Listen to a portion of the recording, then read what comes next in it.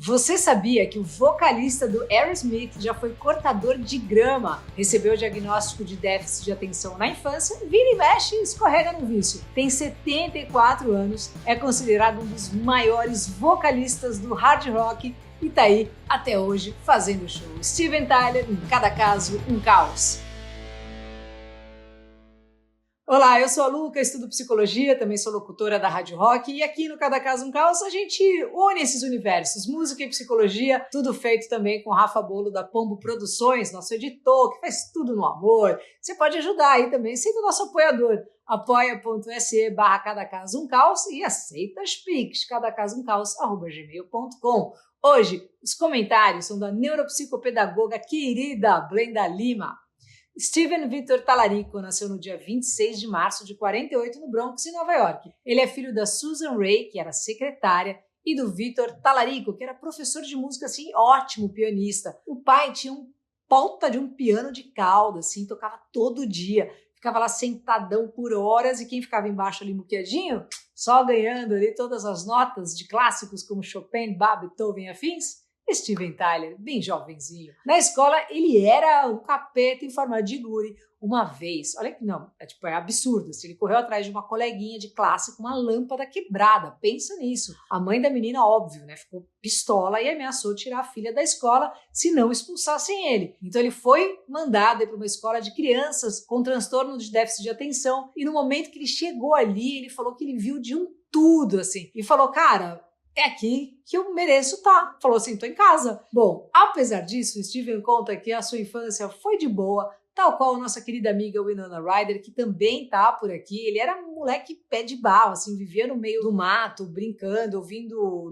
vento bater nas folhas. Para ele, esse contato com a mãe natureza era incrivelmente mágico. Então, para potencializar essa magia, ele resolveu acender umas velas para já ainda na adolescência, numas de incrementar esses sentimentos mágicos. Sei. Enquanto isso, já tinha cantado no coral da igreja, tocava piano e se interessou pelas baquetas quando tinha ali seus 15 anos. Nessas, ele já sabia o que queria ser, um rockstar. Só que no ensino médio, ele era zoado na escola por causa da magreza, por causa da boca grande, um monte de coisa. Na época, geral ficava tirando ele de Mick Jagger, mas a ídola dele, na verdade, era a Janis Joplin, Ele amava, assim, inclusive é por causa dela que até hoje ele usa aqueles lenços no microfone. Bom, segundo ele, a solução para não ser zoado foi deixar o cabelo crescer e virar baterista de uma banda. Ele falou, esse foi o meu caminho para a aceitação. E a estratégia funcionou, começou a meter marcha no sonho e vira e mexe estava fazendo um som com as bandas locais. Mas nenhuma virou assim, sabe, de verdade. Até que um dia, tava lá o jovem Steven fazendo o que ele sabia fazer bem para tirar uma grana, que era cortar grama. Quando passou um cara de carro, deu uma buzinada assim e falou, aí, meu consagrado, hoje eu vou fazer um barulho aí com a minha banda ali no centro, cola lá. E o Steven abraçou. O que ele não sabia é que esse cara, segundo ele, com cara de nerd, era seu gêmeo de espírito, o lendário Joe Perry. O Steven foi, viu o show, assim, de boca aberta, tipo, uau! E logo depois da gig, colou no Perry. Viraram melhores amigos, uma conexão instantânea, tipo o Flea e o Anthony Kiedis do Red Hot, que também estão por aqui. E essa química absurda rendeu uma das maiores bandas de rock de todos os tempos, que é o Aerosmith. Não demorou para que logo chamassem aí uma atenção monstruosa e em 73 tomaram uma bela de uma canetada e botaram na pista seu primeiro disco auto-intitulado, e o maior hit era aquela canção composta pelo Steven, uma musiquinha aí chamada Dream On. Logo, vieram os sensacionais Toys in the Attic, de 75, e Rocks, de 76, que foram os álbuns, assim, que catapultaram o Aerosmith pro topo do panteão sagrado do rock. Mas enquanto a popularidade do Aerosmith crescia, também crescia a disputa de egos com o seu irmão de alma, o Joe Perry, muito intensificadas pelo abuso de entorpecentes. Os caras pisavam fundo nas biritas e nas mais diversas drogas. Nessa época, os irmãos aí ganharam a singela alcunha de Toxic Twins. Já no Aerosmith,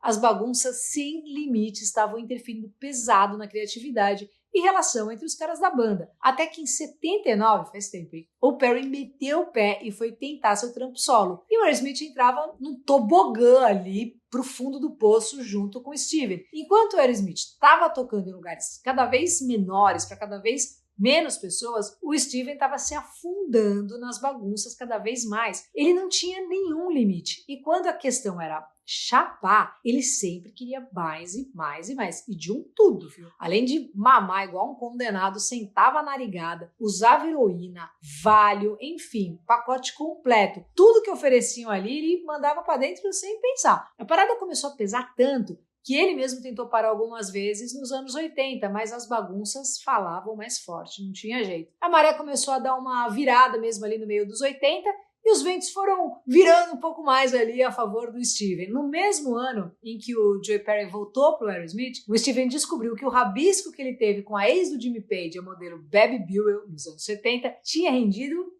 um belo fruto. A segunda filha maravilhosa, Liv Tyler, que figurou alguns vídeos e fez muito sucesso, né? Assim como a Alicia Silverstone. Ele já era pai da Mia, que tinha nascido no final dos 70, e descobriu que era pai da Liv quando ela já tinha ali seus 10 anos. Mas não foi a paternidade que resolveu suas tretas com os entorpecentes, não. Isso aconteceu com o nosso amigo Jonathan Davis do Korn, lembra? Tá aí no último episódio, vá lá ver. O que botou mesmo o Steven nos trilhos foi o próprio Aerosmith. O negócio estava tão louco pro lado dele que até os companheiros de banda, que também eram bagunceiros natos, estavam assim preocupados. Os caras meteram uma intervenção pesada e mandaram um fatality. Ou você se trata ou tchau. E deu certo. Disse sim para rehab e em 88 foi para a clínica se tratar como devia. E não foi para aqueles centros, né, que parece uma colônia de férias, tudo leve, sereno e tranquilo, não. Foi para o tratamento hardcore, tipo aquele que a Drew Barrymore fez quando era adolescente. Tem episódio dela aqui também, vai lá ver. De primeira, o Steven ficou pistola porque estavam mandando ele para rehab enquanto todo mundo estava de boaça, assim, na piscina, lá de férias mesmo com a família e tudo mais. Mas hoje ele entende que realmente precisava e se sente grato pela cobrada que tomou dos companheiros de banda. Depois disso, saindo igual que nem um foguete do ostracismo, foi dessa época que vieram os maiores hits do Aerosmith, como Ragdoll, Dude Looks Like a Lady, lembra desse som aí? Aliás, essa música veio porque eles, né, e os caras do Motley Crue estavam numa tour juntos e no backstage eles ficavam se zoando, tipo, quando você parece uma minha, né, você que parece, tal. E aí fizeram essa música. Teve Love in the Elevator, Crazy, Crying, Living on the Edge, enfim. Renasceram das cinzas com força, reconquistando a vaga no panteão que eles tinham deixado para trás. Desde então foi só sucesso. E ao vivo também é um absurdo. Quem já foi no show viu de perto, é sensacional. E esse sucesso, segundo o Steven, é graças ao seu perfeccionismo. Ele falou sobre o Aerosmith: eles seguem os meus passos e não gostam de mim não, mas acho que meu perfeccionismo e minha constante exigência com todos é o que levou a banda ao lugar em que está hoje. O David Lee Roth, lembra? Falou uma coisa parecida aí sobre o Van Halen. Clica aí no card para você ver o episódio dele. E quando perguntado sobre o seu TDAH, ele é categórico. Quer saber? Eu sou a personificação do TDAH. Quanto às drogas, o próprio Tyler estima que já deve ter gasto aí uns 20 milhões só na baguncinha. Tá limpo, né? Mas vira e mexe ele dá umas escorregadinhas. Infelizmente a mais recente foi esse ano, né? Com 74 anos. Mas ainda bem que ele deu entrada numa clínica por vontade própria, né? Para se tratar dessa recaída que teve depois que precisou tomar uns remédios para um problema no pé. Mas já tá tranquilo de novo e pronto para voltar para cima dos palcos. Ele continua fazendo os 12 passos do programa de reabilitação até hoje e mesmo com os vacilos, reconhece que a vida sem drogas é muito melhor e conclui dizendo que se não tivesse parado, já tinha ido dessa para uma outra. Hoje, para ele, não existe droga mais forte do que a música. Palavras do Steven Tyler. Bom, teve inúmeros relacionamentos, inclusive quando ele tinha 27, isso nos anos 70. Virou tutor de uma menor de 16 anos para poder casar com ela. Engravidou, mas ele pediu que ela abortasse. Os dois se arrependeram muito disso. Em 2015, fundou a ONG Janis, inspirada na música Janis Got a Gun, uma instituição que ajuda mulheres vítimas de abuso. Desde então, ele recebeu vários prêmios humanitários, foi homenageado pela ONU e arrecadou milhares de dólares para a causa. Vamos embora aqui para continuar falando sobre o Steven Tyler, do Aerosmith. Vamos ver a maravilhosa Blenda Lima, do livro Habilidades Socioemocionais. Ela é neuropsicopedagoga e pós-graduada em reabilitação neuropsicológica. Blenda Lima!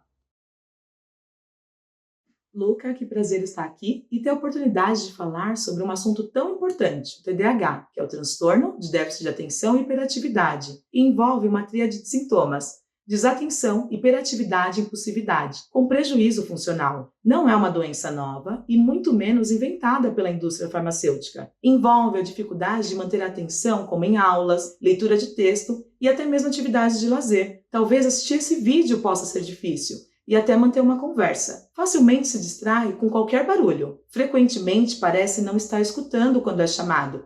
parece ignorar, possui dificuldade de organizar, se manter e finalizar tarefas, procrastinação crônica, é esquecido e frequentemente perde coisas necessárias para realizar tarefas e atividades, como carteira, celular, óculos e chaves. Frequentemente se intromete no meio da conversa, interrompe e tem dificuldade de se controlar, fala demais, não consegue ficar parado, há uma inquietude o tempo todo, batucando, batendo as mãos, mexendo os pés. No adulto, há uma inquietude mental. Em alguns casos, existe o hiperfoco. No caso do Steven Tyler, vemos a música como principal interesse. Estes são alguns dos sintomas descritos no Manual de Diagnóstico e Estatístico de Transtornos Mentais, o DSM-5. Mas isto não é o suficiente para fechar o diagnóstico. É importante uma avaliação neuropsicológica e avaliação médica. Então surge a dúvida: qual é a relação do TDAH com o abuso de substâncias? No TDAH, as funções prejudicadas são controle executivo, funções executivas e controle de impulso. É o córtex pré-frontal que fala: fica sentado e termina de assistir esse vídeo, é importante. Ele fala: não vá mexer no celular agora, pois você precisa terminar essa tarefa. Ele inibe, freia o comportamento. E uma das gasolinas no córtex pré-frontal é a dopamina. Então, o aumento tem uma via de dopamina que sai da área tegmentar ventral e vai até o córtex pré-frontal, chamada de via mesocortical. Há outras vias, mas vamos nos concentrar nesta. A dopamina no córtex pré-frontal é como se fosse a gasolina dele. No TDAH existe uma redução da produção de dopamina, até por uma modificação genética. Imagina uma mangueira no jardim. No TDAH são apenas algumas gotas saindo desta mangueira. Então o cérebro busca a dopamina que falta. Alguns estudiosos afirmam que 45% dos viciados em cocaína têm TDAH. 1.